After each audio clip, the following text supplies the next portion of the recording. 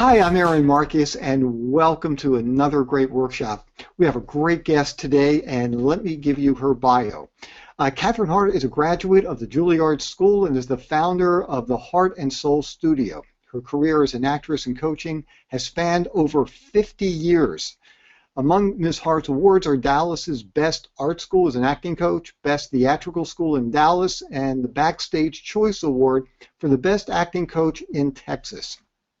She currently is an expert advisor columnist for Backstage.com, and Ms. Hart's clients include Morgan Fairchild, Friends and Falcon Crest, Debbie Ryan, Jesse, Hunter Parrish Weaves, Brighton Sabrina, Walking Dead, Leah Hayes, voice of Doc McStuffins, and Cade Sutton, Kirby Buckets. And let me give you her website address right now, although you'll see it later. It is heartandsoul.com, and Heart is HARTTANDSOUL.com. Catherine, welcome to the workshop. Thank you so much for that very gracious introduction. Oh, absolutely. This is cool. So this workshop is all about how to prepare before your audition. And what I'd like to do is really start from the very, very beginning. So let's say you get, well, in today's time, you're probably not going to get a phone call. You might get a text. You might get an email about an audition. What would you say are the very first things that an actor should be doing once you hear about the audition? Well, first of all, don't panic. Decide already that you're just going to have fun. One of the things I really encourage people to do is to enjoy auditions, because most actors that I know kind of freeze up. In fact, I have a lot of people that come to me as a private coach because they've been acting for a while and now they're starting to get clammy hands at an audition and they're panicking about it. The thing about an audition is everybody wants you to be good.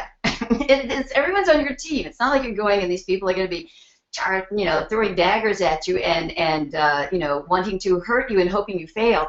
The casting director is on your team. I mean, their job is to find someone that's good, and if you're that person, they're thrilled with that, and they want to encourage you to be as good as you can be. So first of all, just decide you're just going to have a lot of fun.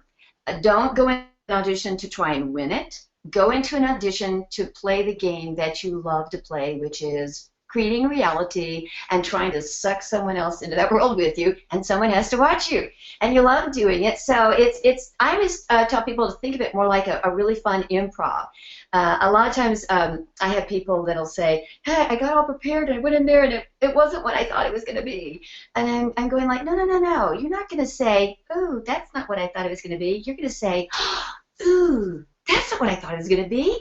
Fabulous, because I had a lot more fun because now they threw stuff at me and I got to create stuff, and so go in there to have a game. So with that in mind, I always recommend that you memorize your lines. When people come to do audition tapes with me and they walk in the door and they aren't prepared, I already am thinking, I'm going to make them as good as they can be, but I'm thinking, why do you really want to do this for a living?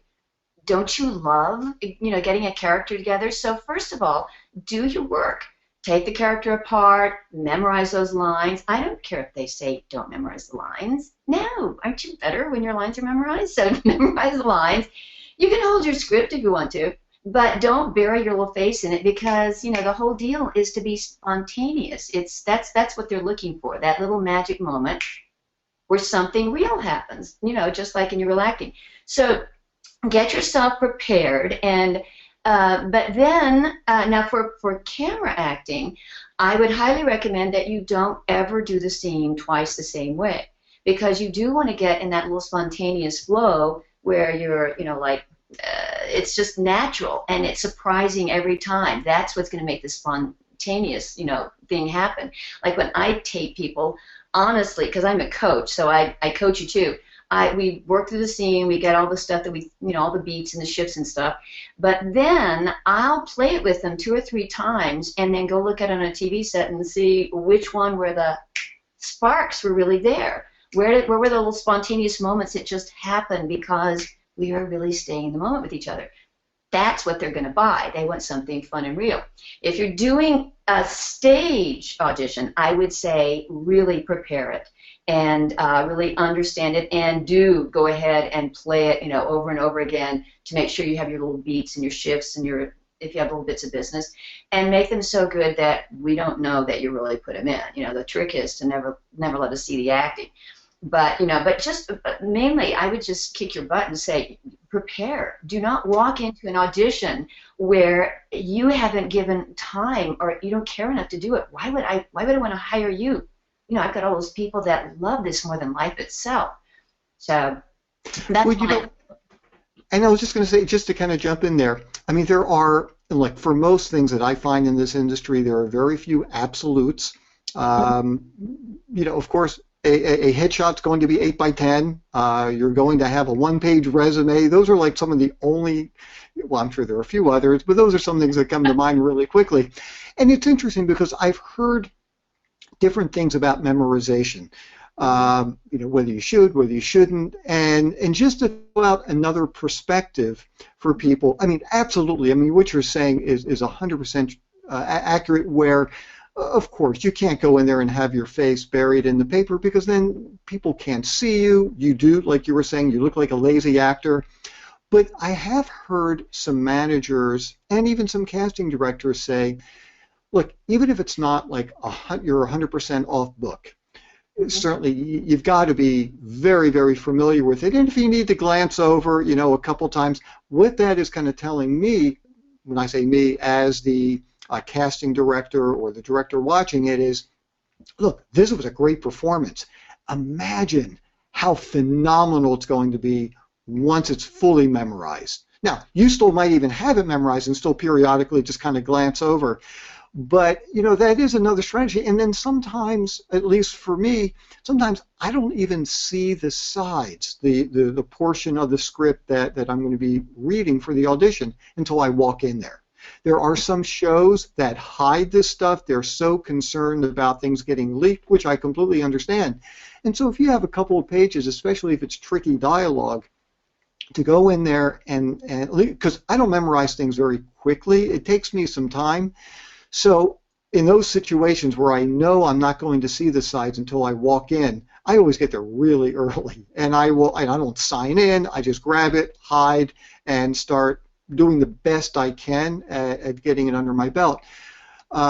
So anyhow, I just wanted to offer another perspective that sometimes you might not either have the ability, you might not have the time, but absolutely you have to be so incredibly familiar with it, and especially when somebody is reading opposite lines with you, because if you're sitting there buried looking, okay, well, this person sentence here, they missed your reaction, and that's what's crucial here. They need to see what your reaction is to the other people who are talking to you. So anyhow, I just wanted to throw that part of it in about memorization, and certainly, look, if you can memorize it and it's great and you can play with it, that's wonderful. But if for whatever reason you can't, unless they say to you, and sometimes they do say, you've got to be off book. You cannot have, you can't be looking at, then you have no choice. But anyway, there are other, situations where maybe it's okay not to have everything memorized.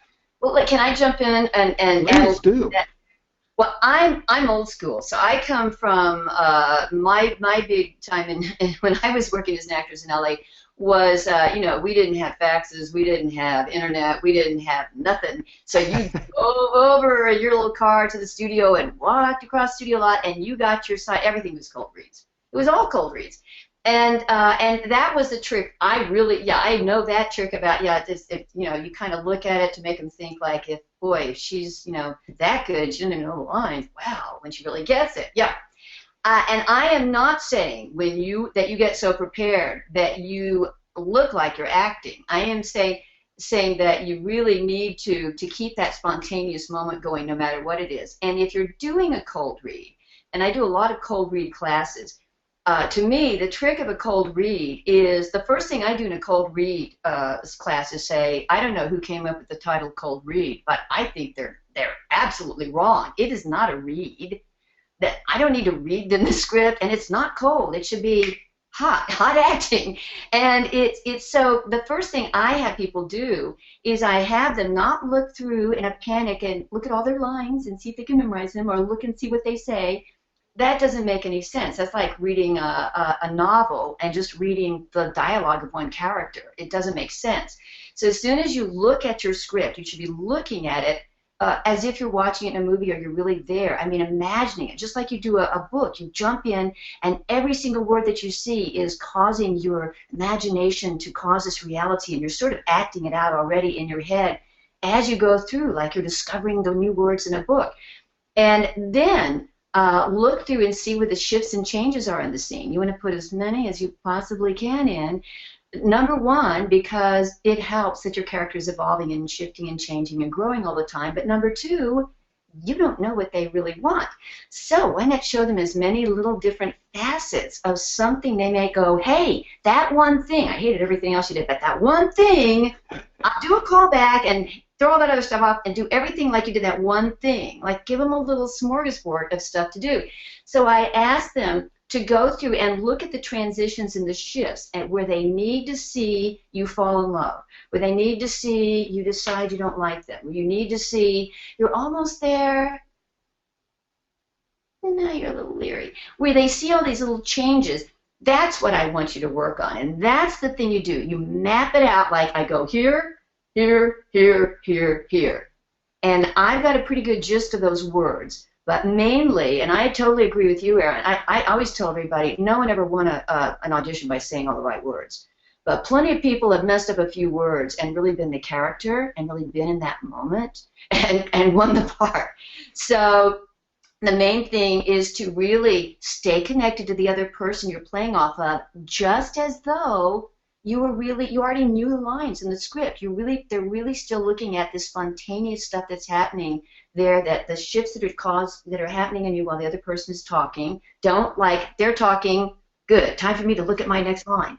They're talking, that's when I'm buying you. That's the deal.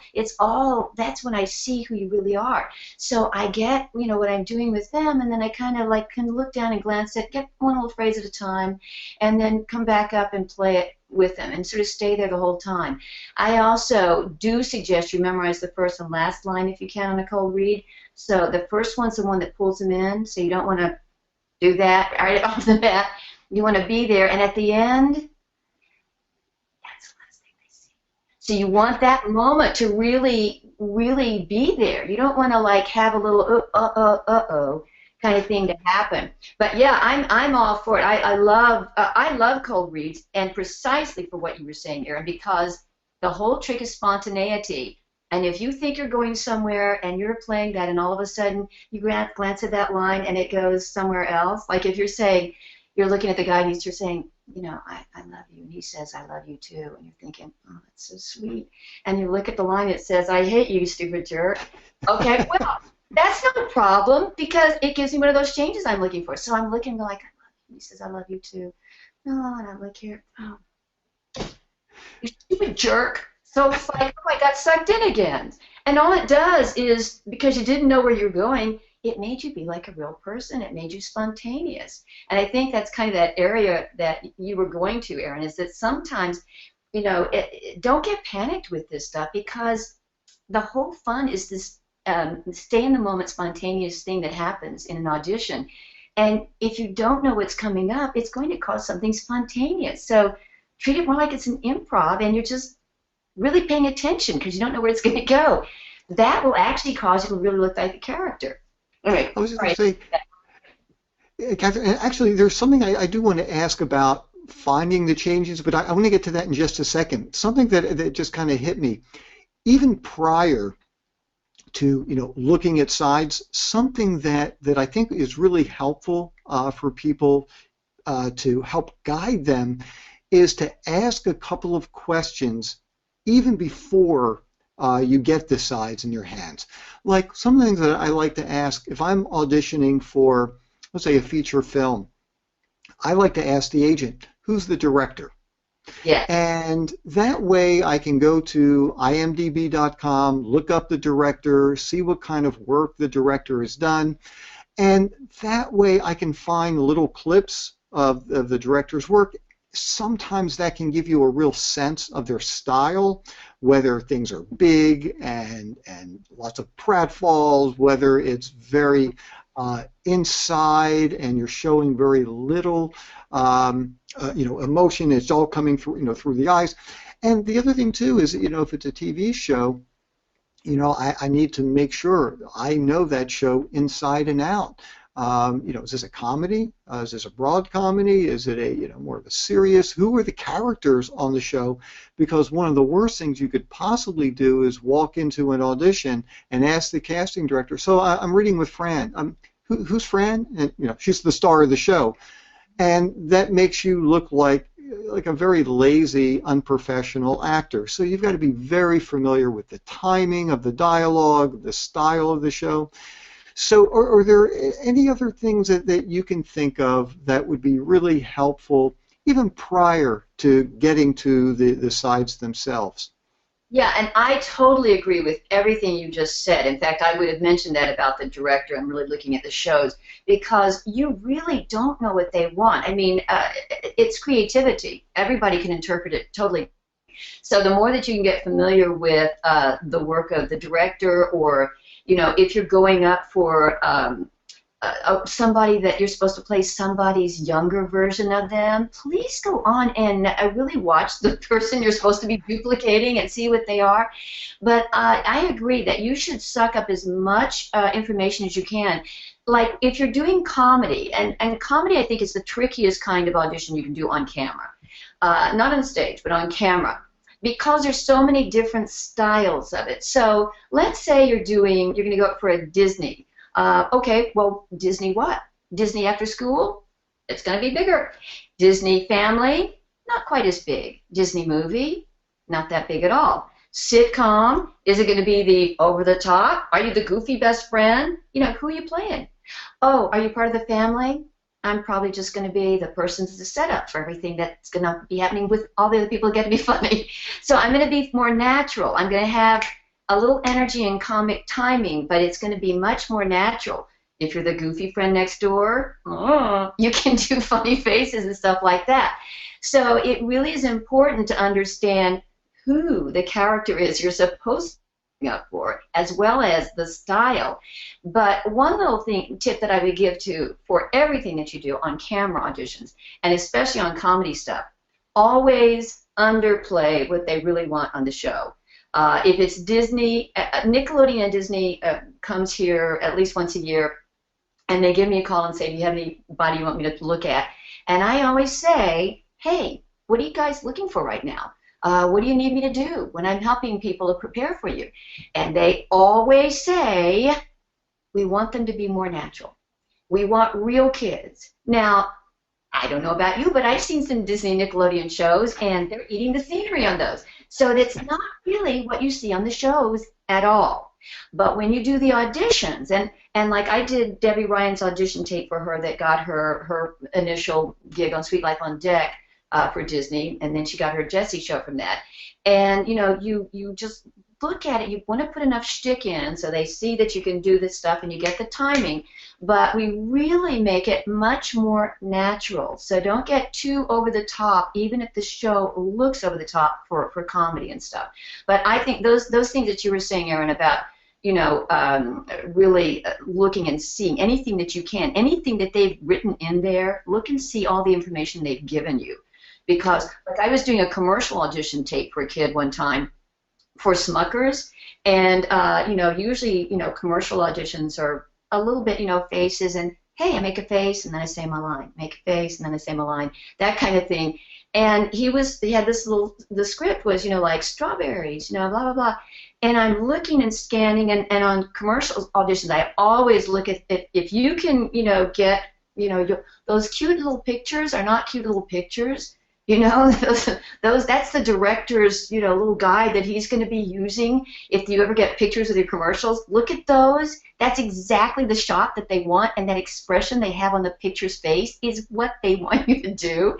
So I'm looking at all the little storyboard and everything, and I'm looking at all the instructions, and I see in tiny little letters, this is a remake of an old Smuckers campaign from the 60s. Well, we had Google and and Yahoo, YouTube and all that stuff now. Aren't we lucky? So you can do anything. And I pulled it up. Sure enough, some nincompoop had put the old 60s Smuckers campaign on their YouTube channel. I don't know why, but we get desperate and we have too much time on our hands sometimes. And I look at it. It's not commercial at all. It's like an old, like Dust Bowl, cinematographic movie. So when I shot him, I did it very naturalistic, very, very naturalistic. And he, by the way, he did get that, and he got a great ad campaign for like, I think they did like a 3-year buyout, and then they put 10 years in the can because they liked the two kids so much. That kid's not going to have to work, until he gets out of college. So, wow. But really look at, storyboards and things like that, and you can sort of even see by the pictures, is it kind of goofy or is it very naturalistic looking? And then, I'm sorry, go ahead. I was just going to say 2 quick things. So you mentioned the term storyboards. I just want to make sure that people know that quite often when you go to a commercial audition, they will, and that's what you were referring to with the pictures and stuff, they actually will have individual pages. Sometimes they're just up on the wall in the casting director's office, and it shows like scene by scene or cut to cut, and it will show different expressions. It will show what words are said. And yeah, I think that can be sometimes a really good guideline just to get some kind of sense of what they are planning on shooting. And yeah, I think it's always a good idea to take a look at those if they are available to look at. But something else that you said that I think is really important, and I'm glad you brought it up, when you're saying we don't know what they're looking for, and you're 100% right about that, and that's why I truly believe this. You never try to gear your audition for what you think they want, because the reality is sometimes they're not really sure what they want. And all you can do is bring your ideas to the table. And the thing is, if you physically look right for the part, which really, I know this is kind of disappointing for some people to hear, personally, I think that is the most important part of your audition. If you physically don't look like the character that they are envisioning, most of the time it doesn't really make any difference how good of an audition it is. You're not going to get it. But assuming that you do look the part, then what you have to do is go with your intuition, go with everything that you planned on, everything that you worked on. I'm not saying you don't make adjustments if you're asked to, but make a decision as to how you're going to read the role, whether it's right or wrong, because even if you take the character in the wrong direction, but they believe it and they think it's a good audition, that should at least get you a callback when they're going to see you again. And then they can give you more specific information and you can make the adjustments that are needed. But what I find is that a lot of times when people are so concerned about making a mistake and they don't want to do it wrong, they do it in a real bland kind of way, it never works because it's just boring to watch. So no matter what, get rid of the concept of what are they looking for, and instead use your creativity, use your practice, use your acting skills, and you make a decision as to what you want to do. And if it's not right, then it's not right, and hopefully they will at least like what you did and bring you in for a callback or give you directions right then and there. Yeah, I always say to my classes, hey, I would much rather be remembered as the worst actor they ever saw because they hated my decision than have them forget that they ever saw me. And trust me, if you go with something though that is truly in your heart and it's really your instinct and you put your stamp on it, they are not going to think you're the worst actor they ever saw. They're going to think, oh, thank God, you didn't do all this baloney that everyone else did, because that little magic, that's what they're buying. They're buying that little extra quirky something. And a lot of times, one thing I get with people a lot, and I always kick butt about this, is you think it's in the lines, and it's really not. It's a lot of it is about the space around the lines when you're reacting, or the little extra thing you do, when someone else is talking off camera. It's those little things. So, like Aaron said, if you're trying to be perfect, you're never going to do any of that stuff. You're gonna be trying to do a plastic rendition of the exact scene that used to work. And it's never going to work. The spontaneity, that little magic that happens right then and there, this moment is different than any other moment in your life, and it's always going to be different. So you've got to go with exactly what's in front of you at that time. And if you're willing to put your stamp on it and really, get a hook into your character, really know, like, something about this person that's gonna make you very specific for you. What I mean by a hook is it makes your imagination go, oh, yeah, yeah, yeah, yeah, yeah, yeah. Ooh, ooh, ooh, and I can do this with that too. And I never stop. And if I'm coaching people, I'm always looking for something about you. And okay, let's make that the character's about that. The character has this little thing that they do. They don't really, they're kind of quiet or something, and play it that way, because they can, like Erin said, they'll know you're a good actor. Also, it's okay if you say, after you finish doing what you did, to say, would you like to see it another way? Is there something else you'd like to see? I can, and that just tells a director, oh, you're directable. And they love that, even if they really don't want to give you direction on the set because they're too busy. But they want to know they can. And I usually, when I used to audition all the time, I'd always say that to a director. And directors love to direct. They love to play with you. They like to know that you're going to play in the game, and you kind of can make a connection so that they feel like they know you a little bit better, because you're interacting with them a little bit. And along those lines, if you have another idea of another way to bring this character to life, instead of even just asking, maybe you can just say, hey, I'd like to do this another way. Can we do that? And that way, you're taking a little bit more control, which I know I'm kind of jumping into auditions here, and I was planning on talking more about pre-auditions, but this stuff is really important as well. We have very little control over anything as far as getting the job goes, but the audition itself we have full control over. And I think it's really important to take control of the entire audition process. And so when you walk in, this is your time, and like you were saying before, enjoy this time period. This is what, look, I'm going to be doing something absolutely crazy in a few days. I got a call back for a feature film, and I am going to be driving probably about a little over 25 hours up and back to do this callback. So the drive itself, the transportation, that's going to be really tough. The 3 minutes that I might have in the casting director's office with the callback, that is going to be fun for me. And that's why I'm doing it, because it is something that I do have control over. It's going to be fun. I'm going to play around with some ideas.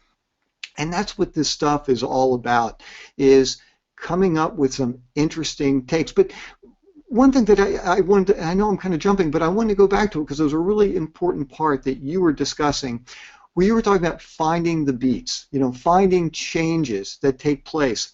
For somebody who hasn't had much experience with looking over the script, and I know it's hard to do without a script in front of us where we can say, okay, well, on this line you can see this. Are there any kind of like general guidelines that you can help people with as far as what things to look for so they can look at the sides and go, oh, okay, this looks like a change here. So something happens to my character, and I'm going to, make something happen. So I'm not just doing this, this kind of generic drone for the entire read. There's going to be something happening. So do you have any suggestions for people? I do. And a lot of people come to me to help them put these shifts and beats into their scenes when they're first learning stuff, because they realize that maybe they'll go through the whole script and it's like, oh, there's this one scene, that I just know that there's something I'm missing here. And so it's like a little divining rod. But here's really how simplistic it can be. If you, when you read the scene, Like I said, at the very first reading of the scene, picture it like you're seeing it in the movie, or that you're acting it out, or that's really happening to you. Really get in your imagination. That's the key to everything anyway. Get in your imagination. If you're looking at black words on a white piece of paper, you ain't gonna see nothing except look at all those words I have to memorize. And in fact, a lot of times in my audition class, I'll give people like 5 minutes to look over a 3 or 4 page scene, and but I'll go through the beats with them. I'll tell them where I want those shifts, and then they'll go like, I can't memorize this. I said, sure, just say it's a piece of cake. And they go, but it's not. Shut up and say it's a piece of cake. It's a piece of cake. I don't care if you believe it. Just say it's a piece of cake. So I take their script and throw it away, and I say, look at my eyes. Let's go. And I push their buttons, and all the words pop out of their mouth because they get lost in the scene, and we went through before and put where those shifts were, and it makes sense. So what I'm doing is, first of all, I'm thinking, I want them. I want these shifts. I don't want to go through as pablum. My job, I have a little thing I call the 3-second rule. It's a little cheap trick, but it kind of works. You should really shift like every 3 seconds. You shouldn't keep going. Like, if I'm sitting here, didn't you get bored? All right, so it's like about, you need to move. You need to do something new, because we get bored. So your character is always evolving. You're always growing. Why are you in the scene if something isn't changing? You know, you don't want to end up the same at the end that you started, unless that's the problem, you know, but you have all the inner struggle that happened. So I know I want to change. So I'm already cueing my brain into, where can I change? Anywhere possible where I can come to a wall, oops, and dynamically shift. I don't want to go there. Or maybe I do. I want to sort of pull you in a little bit just when we get there. Oh, I'm kind of bored now. So I'm always trying to go and shift and change and find anywhere I can to get my buttons pushed by what the other person is saying. So you're looking at what is happening to you, what the other person is doing to you. You want your buttons to get pushed. I want to have reactions all the time, not fake ones. I am looking for something to cause me to have a reaction. I'm taking away all my blocks away. And if you kind of think everything that the person does drives me crazy. It doesn't always. Sometimes it makes you happier. But if you kind of put that in your head, everything they do kind of bothers me, or it stimulates me, or causes me to do something. And you start to play this game, and then I know that I want to have at least one really big shift there, and I just need to find it. So say we have a scene where these two people are bickering. All right? I don't really like you. The guy doesn't like me. And I'm yelling at him, and he's yelling at me. Okay, that's kind of that first little beat. They need to see us yelling at each other, right? Because we need to see that you guys are kind of in each other's throats. But what else do we need to see in the scene?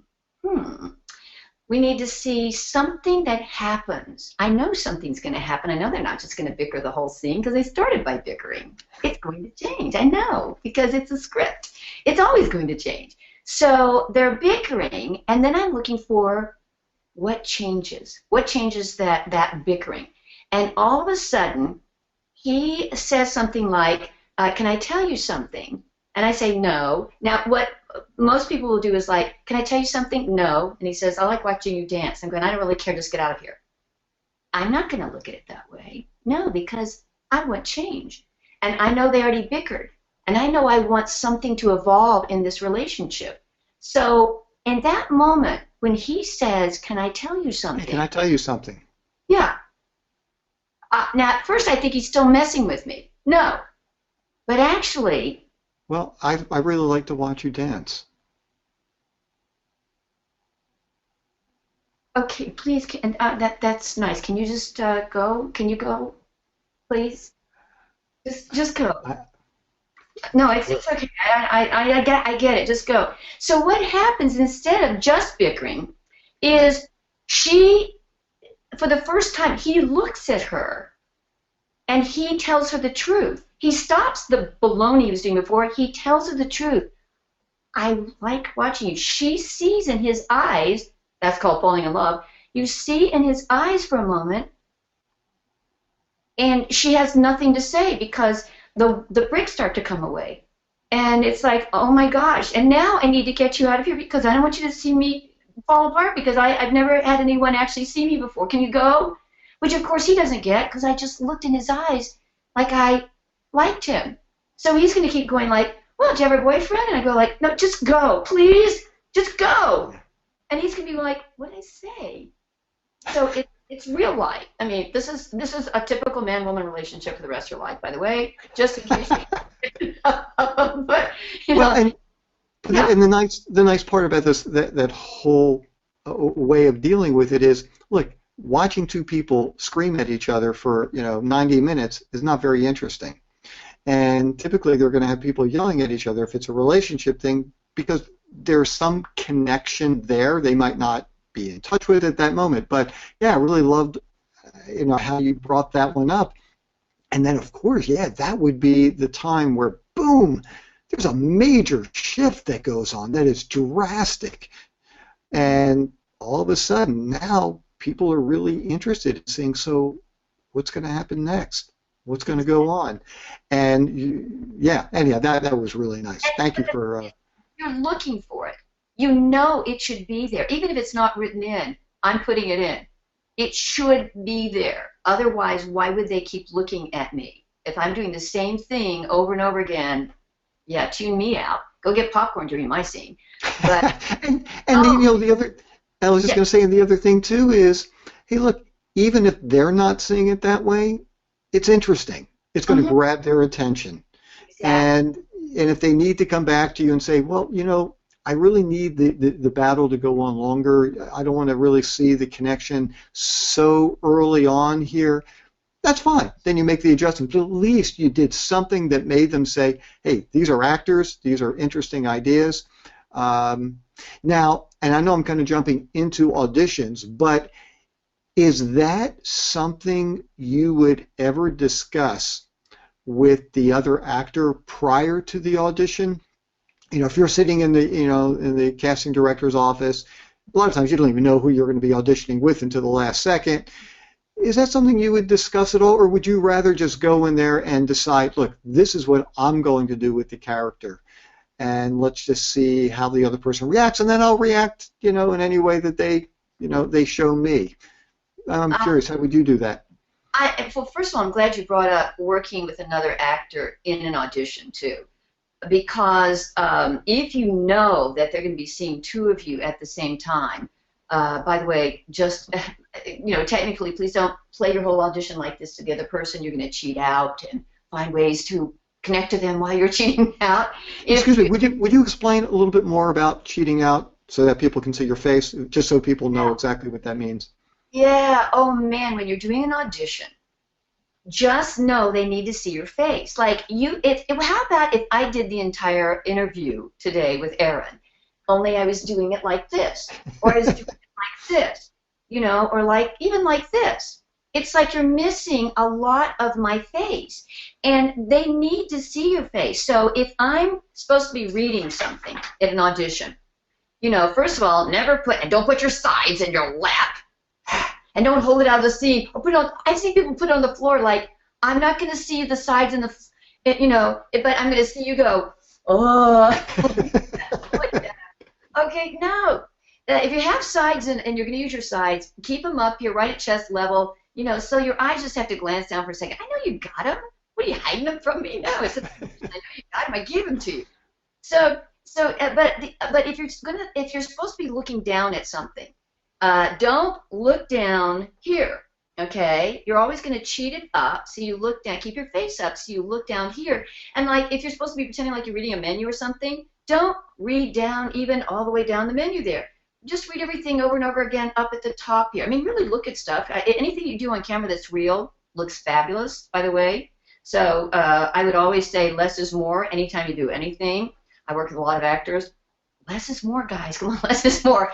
And so if you're supposed to be picking something up off the floor in a camera audition, don't go down to the floor and pick it up. That's just, what the heck did you just do? You're gonna it's gonna be floating in the air. Oh, look, is this yours?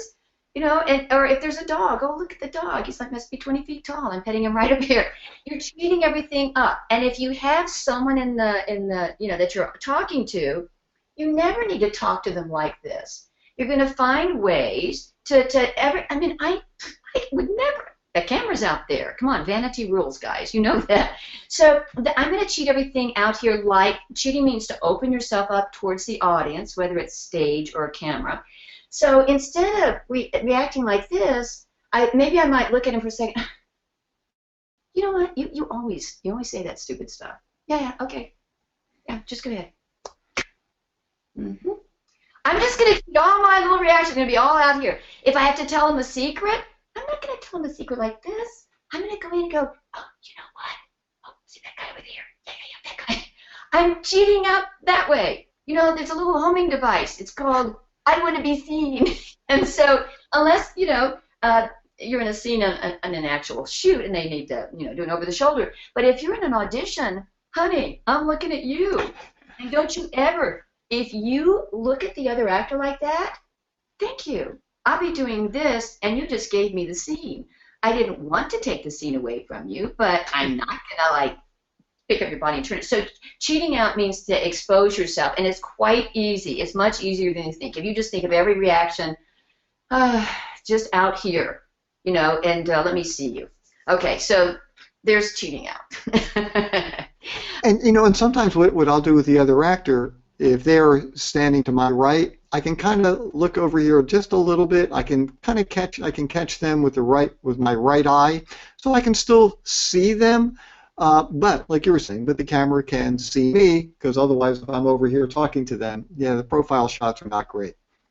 Never. And, so, oh, I'm sorry. Okay. Can I add one thing there? If you're Absolutely. doing, because I never shut up. Okay? If you're doing an audition on camera where you've got more than one person you're talking to. Now, different people like different things. Some people say everything to one person. We just want you to look there. I really don't suggest that. And honestly, as an actor, I always just do whatever makes me feel real. If it creates a reality for me, I don't care if it creates a reality for you guys. I really don't. I need to create a reality for me. And if I create a reality for me, trust me, you'll have a reality. But if I'm trying to create it for you, I'll just be trying to make it look like I'm doing something. So I always, when I do my audition tapes for people, I have the main person you're talking to will be me, the reader, so I can push your buttons and play off of you. And then just to the other side of the camera, not off over there, but just to the other side of the camera. So here's the camera. I'm over here. You're looking at me like slightly right here, and you're looking at the other person like right there.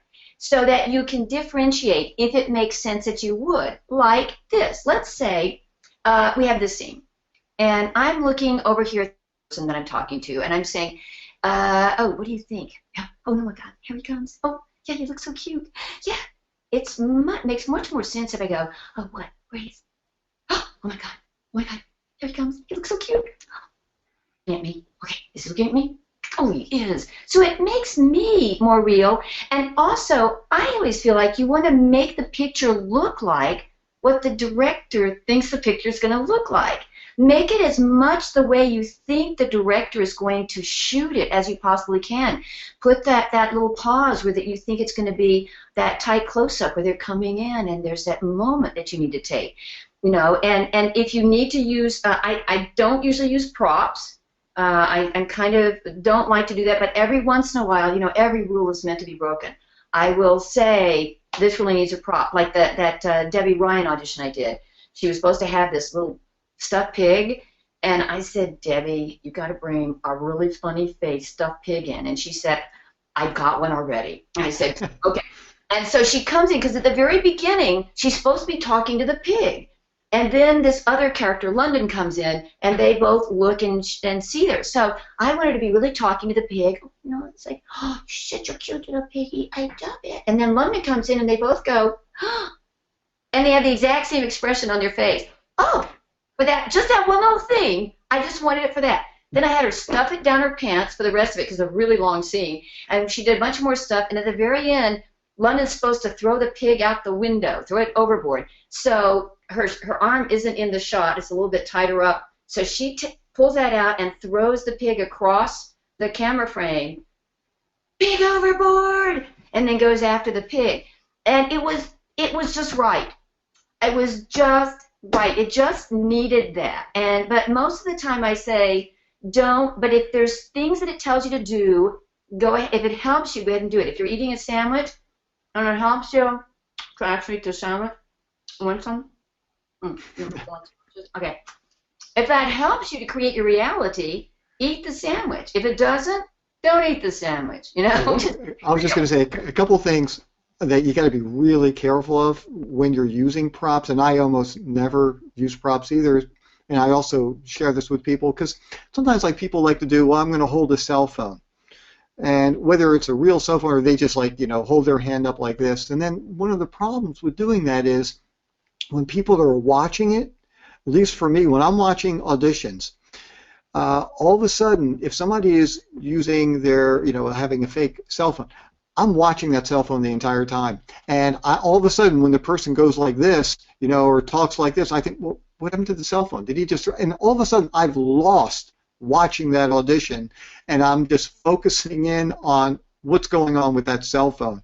So yeah, typically I never use props either. But something you said that I really loved, and I think it was really important, I just want to bring it up again, is creating that scene just as the director is envisioning it. And that's why, whenever you are preparing for the audition, you also have to make decisions, not only, who are you talking to, what is your relationship, but also where is this conversation taking place? Because if this conversation is taking place, in your kitchen, well, you're going to be talking to the person like this. If you're walking down Fifth Avenue in New York, well, you're going to be talking very differently. What time of the day is this thing, happening? Is it 4 o'clock in the morning? Is it 12 o'clock in the afternoon? And once again, everything that you can do to make that scene look real, like it's really happening, like the director is envisioning it take place, then it makes the audition so much stronger. So anyway, I'm glad you mentioned that. Can I add a little something to that too? Absolutely. It's actually taking us a little bit farther too. That's okay. One of the things I always tell people is that you should win your auditions before you ever open your mouth. And by that, and I also say I can tell if you're a good actor before you ever open your mouth, and you can too, Aaron. And one of the things that we can tell by is if you don't create that reality. If you just start saying lines, oh, look at what a beautiful day it is. No, it's not, because you're not in the beautiful day. So at the beginning of an audition scene, and anything you ever do, you really need that setup moment.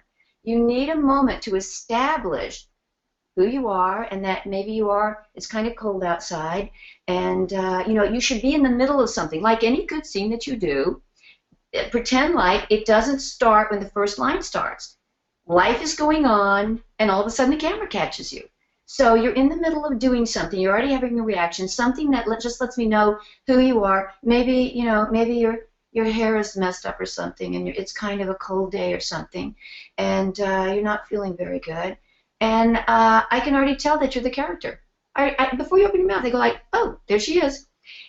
So why would you waste that moment? But also, if you don't do it, what happens is you start talking, and I won't listen to you because I don't have time to psychologically register what I'm seeing. So if I just go, hey, it's a beautiful day, what do you think? I'm like, what? Huh? I don't know. It's too much. I don't know who you are. It's like, I don't want to watch it. My eyes are seeing you, but I'm not taking anything in. But if you take a second, hey,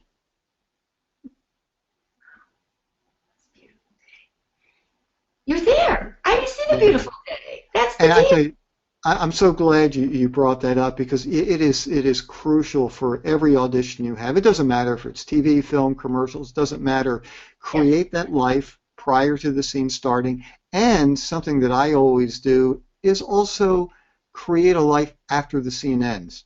Because what I find is that a lot of times when people say their last word and then just stop, it's jolting to watch, and it takes you out of that moment of really being there. So if the person that you are talking to is walking out of the room, So you finish your line. Okay, hey, listen, I'll see you next week.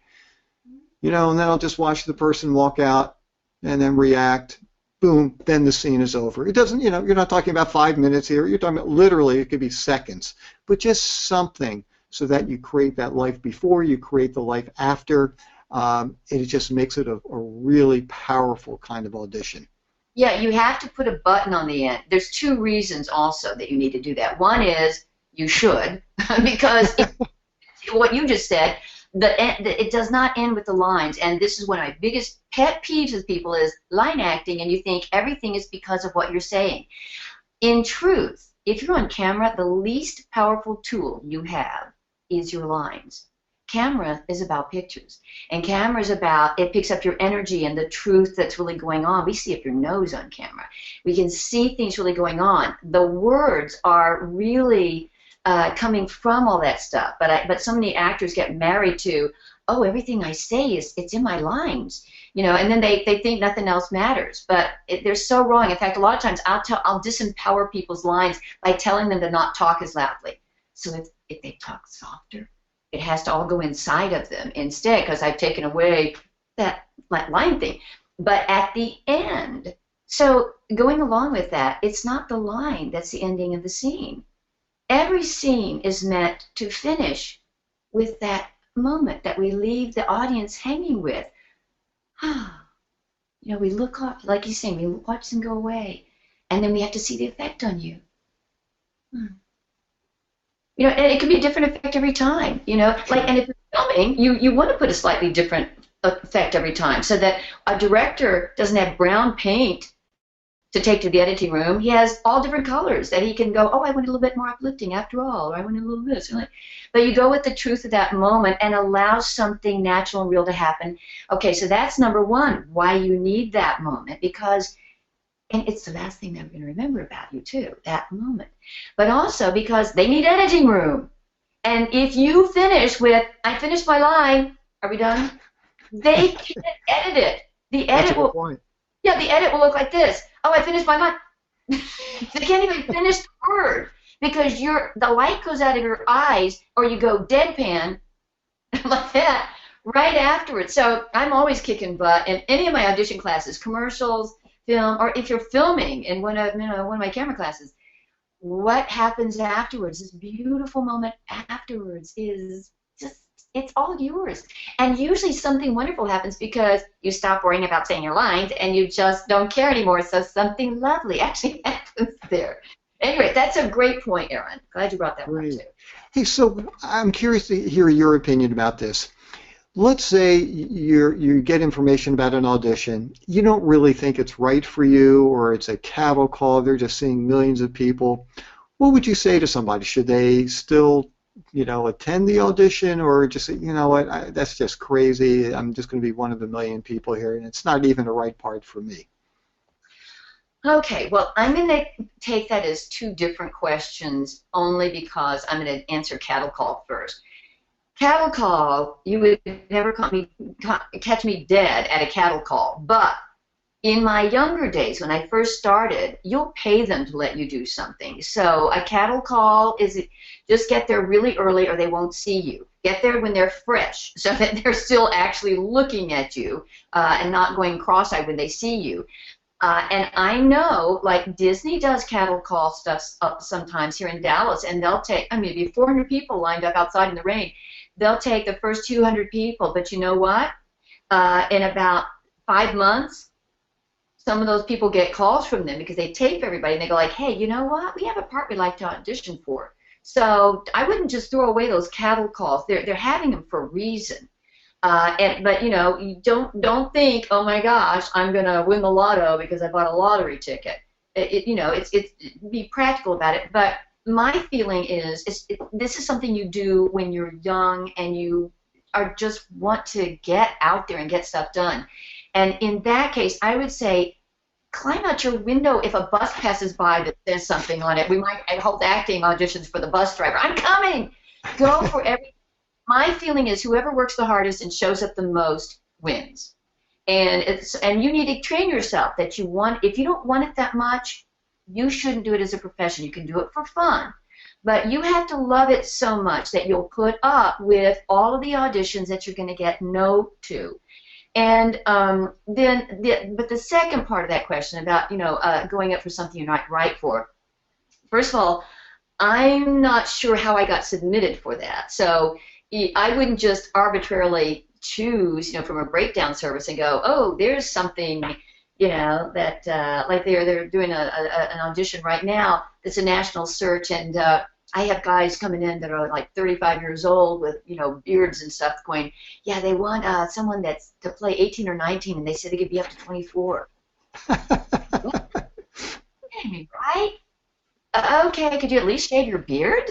All right, so that is, unless you just want to get in, they're seeing anybody and no one's looking at you, go ahead and do it. Just go ahead and get in front of it. But I guess I was referring, excuse me, I guess I was referring more to, it's not really your type. Like, if somebody submitted me for, the head of a motorcycle gang, that's what I'm really referring more to, as opposed to, trying to play the role of a 16-year-old. Something that's just doesn't really seem to fit, what I do. Aaron, I can totally see you as that guy.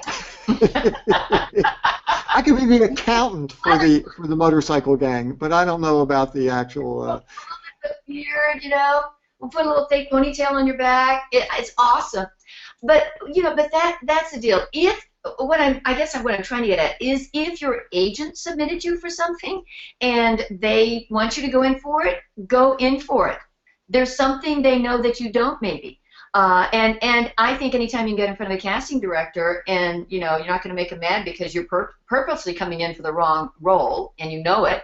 But if your agent sent you in, go in for it, because anytime you can get in front of a casting director, they get to know you better and they'll feel more comfortable. Like, first time you go to see a casting director, it's sort of like, like marketing. What do they say, like 7 times? Yeah, you have to touch somebody 7 times, I think, before they buy. Yeah, so first you see a shopping bag, then you see a billboard, you see a store, you see your friend mentions it. But by the time you get to the 7th time of hearing that name, that store, I'm there. I'm going to go in there. So every time the casting director sees you, then they get to know you a little bit better, and they feel more comfortable with you. They'll trust to start, giving you some parts and stuff. And likewise, please treat casting directors like a friend, like a peer, not like, I'm going to come in and suck up, I hope you give me a job. No, walk in the door, hey, how you doing today? Like, we're equal. You're my friend. Not like I'm all that, but like you're my partner. You're equal. I admire you, and I'm happy that we're going to be working together. And start to get to know them. Treat them like people, because casting directors will start to trust you just like we do. If you have 2 actors that come in, one of them, and the other one you don't, and they're equally good, which one are you going to throw it to? The Absolutely. one, no, for sure. So the more that you can become, personable and friendly and, in a respectful way to a casting director and let them see you over and over and over again, the more comfortable they feel, like, oh, yeah, I know you, and you always do that, so okay, let's get you in. But if I am just going to go in without my agent sending me in and I have decided I'm right for this role, but I know I'm wrong, please don't waste the casting director's time. That will make them very unhappy. But usually they've seen your headshot, so usually you're probably in the ballpark if they've agreed to see you. Right, but, and that's the whole thing. Even if you don't have an agent and you're submitting yourself online, you're going to send in a headshot and resume. And the funny thing is, sometimes you'll be brought in to read for a role that they really have no interest in casting you in, but they just want to see you. Because they know there are a bunch of other parts. And to make a really, really long story incredibly short, I was once sent to an audition. It was through an agency, and there was a mix-up. And I was told this was a guy who graduated from Yale, and he was working at a hot dog factory. And so I had to build this whole backstory, what was going on, how did I end up there. When I went to the audition, I found out they really wanted a good old boy who worked in a hot dog factory. And I remember the director said to me, he goes, well, do you have any questions before we get going? I said, yeah, I just want to make sure. So this guy graduated from Yale, and he's now working in a hot dog factory. And he looked at me like I was from Mars. He goes, what do you mean from Yale? He goes, you look like this is a guy who works in a hot dog factory, you know. And so what I clearly knew in that moment, I wasn't getting this job. And I was okay with that. I still read it in the way that I thought was right. And no, I didn't get that job, but that casting director started bringing me in for other auditions. Because, yeah, they knew I wasn't right for this one. They liked what I did. And, you know, I guess they liked me as well, which, you know, and I'm glad you brought up that point about treating them, you know, with the same kind of respect that you would like to be treated with. And something that you said at the very, very beginning of the workshop that I thought was so important is that the casting director is your friend. They want you to do well because, if for no other reason, it makes them look good when they can submit tapes of really good auditions. Makes them look really good to the director. So, yeah, I mean, I always like the idea. Certainly, don't go into an audition that you know you're not appropriate for. It's the wrong age. It's the wrong sex. It's, you know, whatever it is. You know. But you know, but the thing is, you never really know. And as long as you are in the ballpark there and you do a good read, that should at least open up some things for you. And maybe in that particular project, maybe there's something else that they have for you. And or maybe something else down the road. Maybe it'll be 6 months. Maybe it'll be a year later. But people aren't going to know you if they don't see you. Right. And you could be the greatest, and I'm sure you run into this all the time. There are people who are phenomenal actors, but just don't know how to audition. They don't know how to prepare, and they're just not going in, and they're not reading. And, you know, you can do a great performance at home, but if people who are hiring you aren't seeing you, it doesn't do you any good if you're trying to get work. Yeah. And, you know, something I was just going to, and I was about to ask this, and we kind of got into other things, but I'm just kind of curious, and I know I'm backtracking a little, but I think it's really important. I'd love to get your thoughts on this.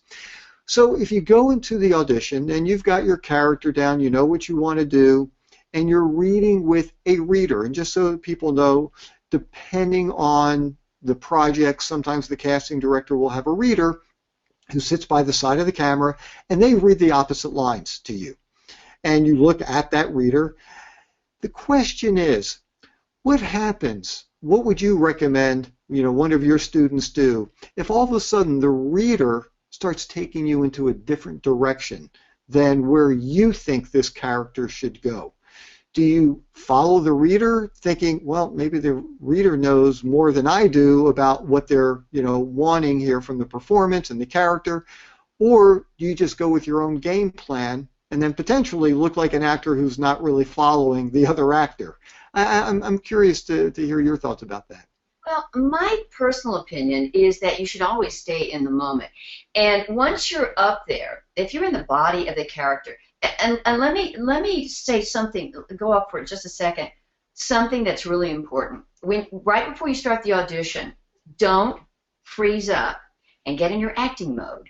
The trick is to distract yourself so you don't even know you're going to start acting. Start moving like the character, get in their body, and then don't stop that when the camera starts. You're really already there. Instead of, okay, I'm doing my prep, I'm getting into my thing, and then I start saying lines at you. So don't let your body freeze up. Keep that life energy flowing through your body. And I think if you distract yourself, if you're sitting, move your body just a second, or your toes or something right before you start to make sure you haven't locked in. Keep the flow going, because I see all these like heads bobbing and stiff little dead bodies and stuff. It's the life energy has to go all the way through you. And if you are doing that, and if you really get into your character, and to me, once you get in the body of your character and you're moving and breathing like your character, you are the character. It's really easy to just get out of the way. Get out of the way, let the character take over. Trust me, they'll do way better than you will. And because you've prepared and you've done your backstory and you know who this character is, get out of the way. Let them live and breathe. And whatever that person over there says, I'm going to take exactly the way my character would take it at that moment, because it's happening. And I'm thrilled because, like I said, I only want spontaneity. I want something spontaneous to happen. So thank you for taking me someplace I didn't know I was going to go, because you can always go somewhere else.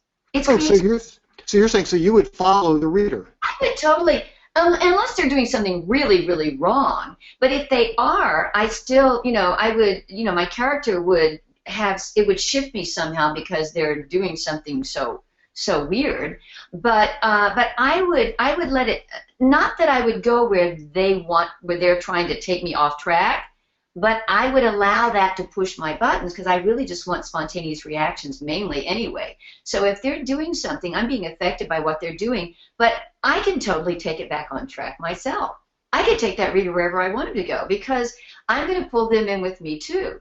So if they're doing, say, I thought that we were going to have this very intimate conversation, and I was just talking like this, and you start going, what are you talking about? Well, obviously, I would have to react to that. But I don't have to go, what do you mean what I'm talking about? That doesn't have to be my reaction. My reaction might be, what do you mean? What am I talking about? What? I can make them come with me, too. I'm part of the team. They're not the only one out there. And another thing I get in the same area is that people say, what if you have a bad reader? Well, usually these days, casting directors are pretty good about trying to give you a good reader. They've learned that you're better if you have a better reader, someone to push your buttons and help you to get the rhythm of the scene and stuff. But sometimes we have people that are flat and neutral, so everybody gets the same kind of a chance, and sometimes you just have a bad reader. As I think back on my entire career and all the hundreds of auditions that I did, I do not remember ever having a bad reader. And here's why. I didn't see them as a reader. Look, it's all a fantasy anyway. You're pretending like you're someone you're not. You're pretending like you're somewhere you're not. You're saying words that you would never say. Why can't you make that face be whatever you want it to be? It's part of your imagination. Just create that person. And even if they're just saying, I love you, do you like me? They're saying, I love you. I hear them saying it that way because, I need them to. So if it's a flat reader, then I just allow it it takes me someplace as if that person were really there. If it's a reader who's really going off in the wrong tangent, honey, two can play that game. You just, but I would stay in character.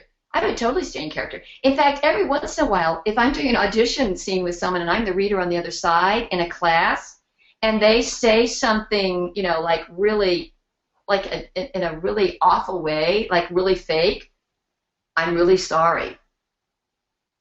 I just look at them and I won't say anything. And then they go on to their next line, going, I didn't give you a cue. They said, but you didn't say anything. I said, I know. You're a jerk. I was looking at you. Why would you talk to me like that? I'm in character. I can't believe you just said that to me. And it's like, well, you can't do that. But because you do want to sort of play with it. But that's just my game when I'm teaching people to make sure that they're really staying focused with me. But so I have those two things. Either use what the reader is giving you to cause you to have something real, but let your character do what they would really do.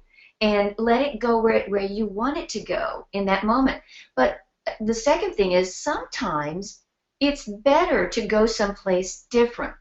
Like if you are working with a director and you really know you want this a certain way, and the director says, I don't like that objective choice. I want you to be doing this. And you're thinking, but my way is so good. No, you got to throw that in the trash can and try what the director wants you to do with all of your heart. And you know what you're going to find? Something better happens. You know why? Because he pushed your buttons, and it wasn't in your head. It was something different that really made you go a different way. You can always do it a different way. And you want something fun, And ultimately, like if you're hired, the director, at least on a feature, I mean, not as much on TV, but in a feature film, the director rules. I mean, unless you're the star, then you've got a little bit more leeway there. But the director has a certain vision, and sometimes we're not privy as to what exactly is going to happen, how things are going to be edited, how things are going to be cut, and then it's a matter of just having trust. And hopefully you do trust the director, and you give the director what they're asking for, And if you want, just like at the audition, and you're following the reader, I think it's very legitimate to also ask after you do it, can I try this a different way? I have another idea, just like we were saying earlier. And then you give it, but make sure it really is different, because sometimes, I've watched people say, well, I've got a different idea, and then basically they do the same thing. They might say it louder, or faster, but essentially it's the same read. So make sure it really is a different, concept.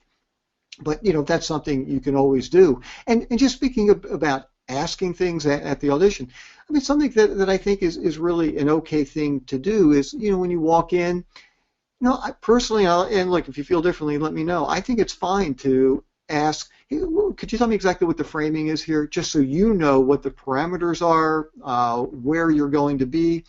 And, if you have a preference for sitting or standing, for this particular role, depending on how you envision it, I think it's a fine thing to just say, hey, I'd like to stand for this, if that's okay, or I'd like to sit. And if for some reason they already have the lights set up and everything is set up for you to be, either sitting or standing, certainly you're not going to have to start having a fight with a casting director there. But I always like the idea of, and not in an arrogant way, but you take control. This is your time.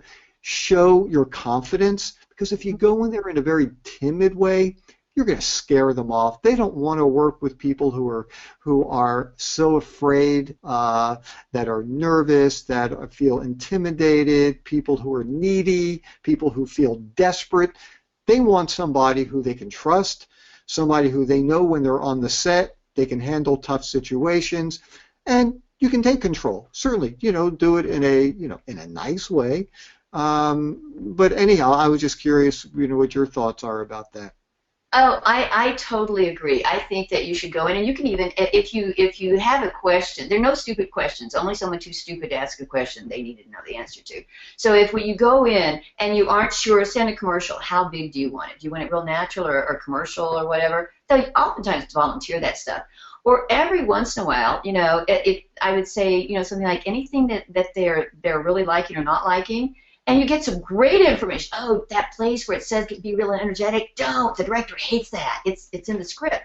Don't do it. Don't do it. A lot of times they'll volunteer that kind of stuff to you too. But I have gotten a lot of great feedback from casting directors, and you don't want to take up their time, but as a professional, you just walk in, and it's like, so you know what you're doing. I think that's great to say, where are you getting me? It takes 1 second for them to tell you.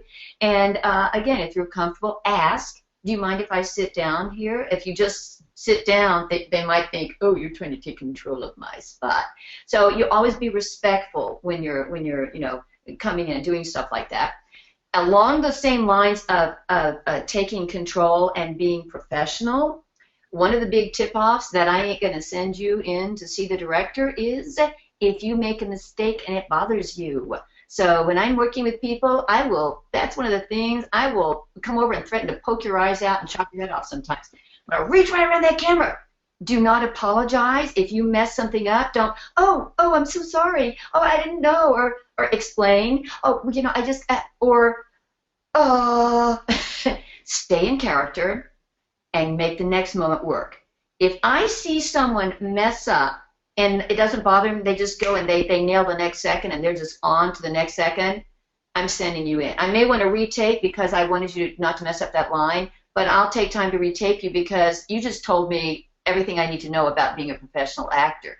And likewise, if I see you get flustered because you messed up a word or you filmed it, that I'm going like, not ready for prime time yet. Sorry. I don't trust you. You're going to fall apart. The director throws you something, you're going to totally fall apart. And and that's such that it bothers you. Yeah. I was just going to say, because that's such an important thing of apologizing, because it's so funny. Sometimes you can walk out of an audition and you think, I really didn't do what I wanted to do in there. It just didn't feel good. I skipped over a couple of words. I got a little stuck. I was horrible. They might have loved it. And they might have looked at it and said, yeah, there were a couple of mistakes. Who cares? We're going to do 2,000 takes on this thing anyway. And so just like you were saying, It's how you handle the mistakes. It's not making a mistake. We're all human. We make mistakes. But if you can stand in there tall, you walk out of there like you gave the greatest performance of your life, that's what you want to do, and that might persuade them from going, yeah, a couple of mistakes, but now I liked it, as opposed to, oh, I'm really sorry, and now all of a sudden, yeah, maybe it really wasn't so good. So Yeah. always do that. And the only other thing, and I know we got to get to some of the questions that people sent in, Okay. the one other thing I was just going to mention, just about that entire process of, not apologizing. The thing is, we have no idea, how they're viewing it. And whenever you are done with that audition, don't think that, oh, well, maybe this is the time where I can schmooze with the casting director or the director, and I can say, oh, hey, I love that film that you worked on. Oh, it really was one of my most favorite things. And when you did that jump cut, you remember that jump cut? They don't want to hear any of that stuff. They're seeing 20 million people that day. You go in there and honestly, let them tell you how they want things to go. If they have questions for you afterwards, well, of course, you'll answer them. But if not, get out of there as quickly as possible once you're done. And that way you're not looking like like you were saying before, you're just kind of sucking up to them, you're making small talk. They don't have time for that. That's not the time or place to do that. So do your work, do a great job, leave. Ask them to bring you back. Tell them they want to bring you back again to see more, but don't linger around and hang out and just try to schmooze with them. It's not in your best interest. Yeah, the guest who stayed too long. You know what? That summed it up. Hey, you know what? Let me get to some of the questions that people came up. This was really incredible. Got a question about, do you ever recommend actors turning down an audition?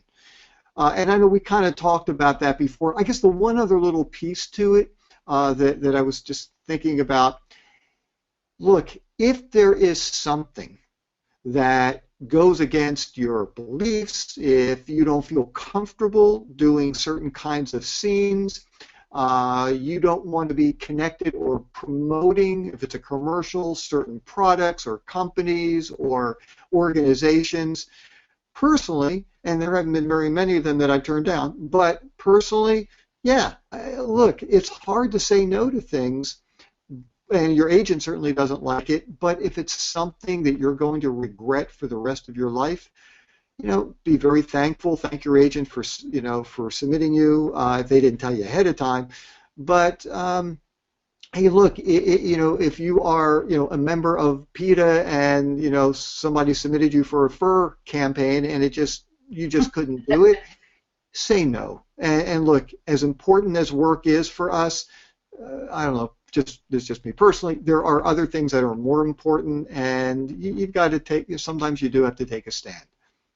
Yeah, I agree, and I also, along these lines, think that who you go home to at night is more important than landing a job any day, because that's life. And too many actors that I have met in my life think that acting is everything. It is not everything. It's something you do. Your soul, your respect that you have for people, kindness, the way that you treat other people, and the beliefs that you have that are in your heart that you stay true to, those are much more important at the end of the day than anything. So if you need to turn something down because, like Erin said, it's morally something against you, please do that. Also, sometimes I will tell people, if you're just starting out, you don't want to turn down anything. You just want to go up for anything. You need something for your reel. You need something to put on your resume. You need experience. You need anything you can get on there. So no job is going to be too small or too, or too bad a script. You're just going to go up for anything. Please I'll pay you to let me work. But you will know when those days are over, when you start saying, I'm not going to drive all the way to Waxahachie and pay for my own gas and only get a hamburger for lunch. No way. I don't want to do that. Okay, you're ready. Start getting some money and turning down auditions and getting bigger parts and stuff. Then there's another part of your career where you don't want to go up for 5 lines and under. You don't want to go up for little bit parts and stuff. you want to go up for co-star leads or guest stars or something like that, because if they see you doing other little things, then you mess up your pricing, and they start thinking of you. You're not that person. You want to start being looked at as a lead person, and you're not going to be doing anything that isn't going to be a certain quality of work. But that's after you've established yourself, and so you have no right saying, I think I'm too good for that right now. You probably want to take pretty much anything they give you, unless you want money and they're not giving you any. If you've heard bad things about the company, about the production company, that they renege on things, they don't come through with stuff like they're supposed to, they treat people badly, don't do that. Or like Aaron said, if it's something that goes against who you really are. And you just kind of have to use your intuition and your guts. It's really important. This is more important than anything that Aaron and I say to you ever, is you're stopping listening to your brain, because your brain will tell you all sorts of stupid stuff, but start listening to your instincts, to what you know is right. I have people ask me questions all the time. Oh, I read this thing. You think it's a scam? Should I let my kid? I'm going, why did you call me? It seemed a little fishy. Ta-da! Yeah, trust your intuition. There you go. Mom knows best. Trust your guts. And when in doubt, trust your guts. So let me jump to another one. It's from Casey. Any thoughts about wearing specific types of wardrobe for the audition? Mm-hmm. Oh, I definitely have some thoughts about that. Yeah. First, just simplistic basics. Please don't wear any sparkles. Don't wear any big logos. Don't wear any bright white or little thin stripes with white on them and little shiny checks, because it looks like a psychedelic, experience when you move on camera. Keep it simple. If you're going up for something that's perky and happy, wear, brighter kind of colors. If you're going up for something very serious, wear more earth tones and stuff like that. But dressing for the part, I don't think that you should usually, now I'm going to give us a couple examples when you would, that you should usually look like you're trying too hard. It's like, girls, when you get all fancy to go on a date, you don't want to look like you tried that hard. We took 2 hours. So you want people to say, oh, don't you look nice tonight? Not like, wow, that's an expensive dress, and you really took a long time to do makeup tonight. So don't make it look like you're trying that hard. But, if you're going in for a lawyer, wear, a business suit or a business dress or something. If you're going in for, a rough and tumble kind of guy, going with, your scrunchy flannel jeans. Shirt and jeans and go in with that stuff. Now, where I would say you do want to do something that's wardrobe related is if they want you to play a doctor, wear a white jacket or have a doctor's lab coat, because that really they like that kind of stuff. And also, if there is a period piece that you're going in for, if you have something that is period that kind of looks like it, I had a girl once that was doing a 70s thing. And, well, being the age I am, I know all about that.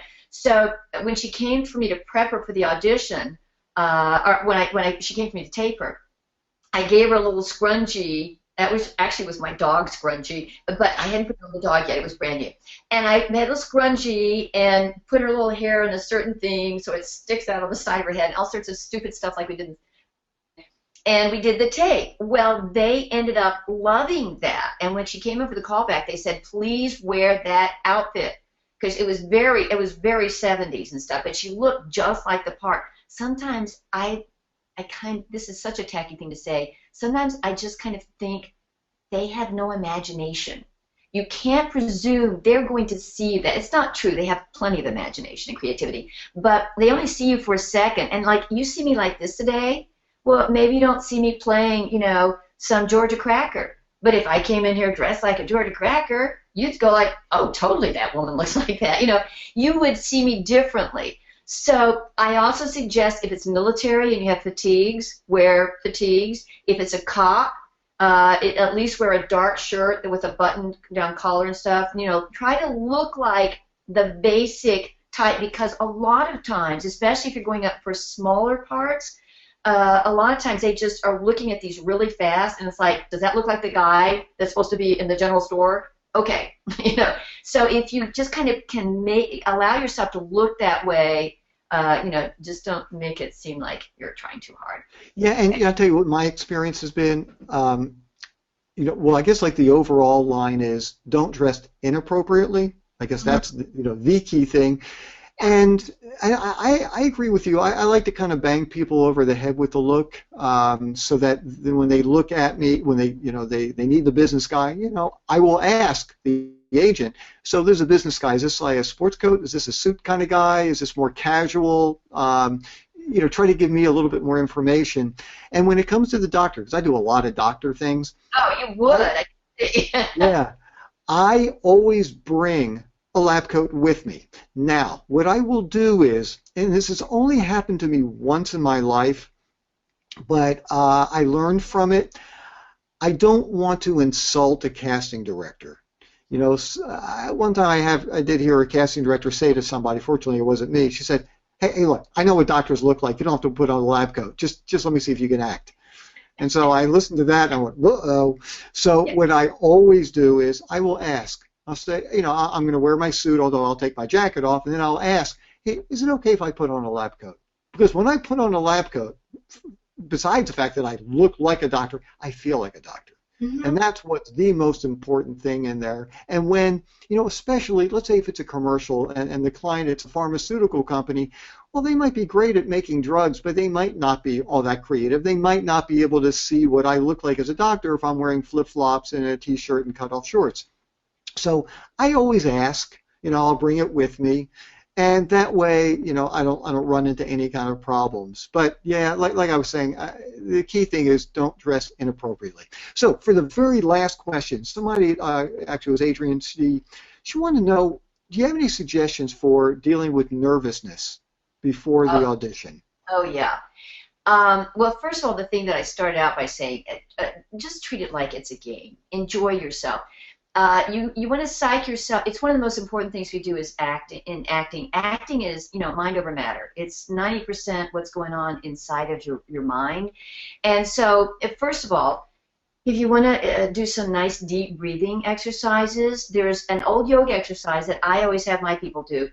Breathe in through your nose on a count of 4, hold for a count of 7, and breathe out through your mouth on a count of 8. Do that once or twice. It really like balances your body. Also, laughter. Laughing with someone takes your mind off it. It kind of gets the juices flowing. You don't care. You have a really good, fun time. You're already in the flow. Listening to music on the way to the audition. Just listen to your favorite music so you just get yourself all pumped up and distracted from what you're doing.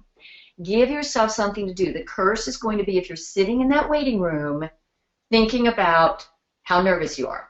So you've got to keep yourself busy, either looking at your script or listening to your music or, you know, just enjoying yourself, or whatever your brain tells you that's negative, you're going to tell it immediately in a much louder voice the exact opposite. So if your brain's going like, everybody else here is better than me, I'm totally the best person here. I'm going to lose this. I'm totally winning this. You know, just have a talk down with your head. They may think you're crazy because your eyes are going to go back and forth as you have a conversation. But that's okay. But loosen yourself up and decide that you're not going there to win. Do not ever go into an audition trying to win an audition. Tell yourself, I don't really care. I'm just going to amuse myself. I'm just going to play. I love doing this. I'm just going to play. I don't even care if they like me. And I don't mean to tell that to the casting director, but but I mean that you have to have that idea inside of your own head, or you're going to want to be perfect, and your palms are going to get all sweaty and cold. And instead, just enjoy yourself and get your body to look like you're having a good time, because you will physiologically you can change your mind. If I go in there like, yeah, I'm okay, then my mind is going like, oh, I think she's okay, because she's doing things that make her look okay. So lots of things. Also, when you first go into the casting director's office, first thing when you walk in the door, go, hi. Because the hardest thing for some people is when you walk in trying to start talking, right? Then you like everything freezes up. So as soon as you walk in the door, you'll brighten the room up anyway. Just go, hi. And then you've already said your first word. You feel better. They probably like you because you're nice. And so anyway, so there's some stuff for you. Try some of those. Actually, you know, it's so interesting. And one of the things I was just going to, or actually two little things I was going to add, like for me too, it's like, look, I'm not a negative person. I don't walk around all day thinking that I'm horrible, I stink, the sky is falling, I'm not any good. I mean, look, I'm not trying to make myself sound great here. There are millions of actors who are so much better than me, but I mean, I have booked over 1,200 jobs, so I realize I must be doing something right. You know, it's not a fluke. But I tell you, I don't, just like you were saying, I'm just looking at the odds, and I'm looking at the fact that there are so many factors that go into booking it and not booking it, and those things are out of my control. So just like you were saying, and I have the exact same philosophy, my number one goal is not booking the job. It's having a good time. And that's what I do. And then I try to learn from the experience. You know, and then if I happen to book it, I mean, that's icing on the cake for me. But, you know, one other thing that you said, I just want to add one more thing to it. And like everybody might have a different philosophy about this, but when I first walk in, I have just learned that, and I love the idea of just saying hello to people. I do not immediately put my hand out to shake people's hands because a lot of people get freaked out. They're worried about germs. They don't want to touch anything, and then it becomes an uncomfortable situation. My hand's out, and they're not doing anything. So I kind of, once again, I'll follow their lead. I'll say hello to people. They put their hand out. Sure, love to shake their hand. If not, that's cool too. But don't immediately walk in there and extend your hand because it might create a really bad opening for your audition. Yeah, they really don't. They see hundreds of people every day, and they don't want to get sick. Please don't touch me. I get it. Hey, well, listen, Catherine, I just want to thank you so much for taking so much time and sharing just your incredible information. Everybody can get to you by looking at your website, which is right at the bottom of the page here. And you just offer just wonderful information, and you do it in such a nice way to people, and it's based on real experiences. It's not theories. I mean, these are things that you've lived with, that you've done, and I love the way you do it, and yeah, I just want to thank you so much, not only for sharing the information here, but also for everything that you do for the whole acting community. I really appreciate it. Oh, Aaron, thank you so much. And likewise, thank you for all the stuff you do. And I am just so honored that you invited me to be here. And good luck to everybody out there. Please do not give up. Never give up. Bottom line. Thank you so much. So anyhow, listen, guys, this was great. Love this workshop. Next month there'll be another really important workshop for you guys to watch. If you have any questions at all, you can always reach me at howtoactandmodel.org or go to my Facebook page, facebook.com/howtomodel. And can't wait to talk with you again soon. See ya.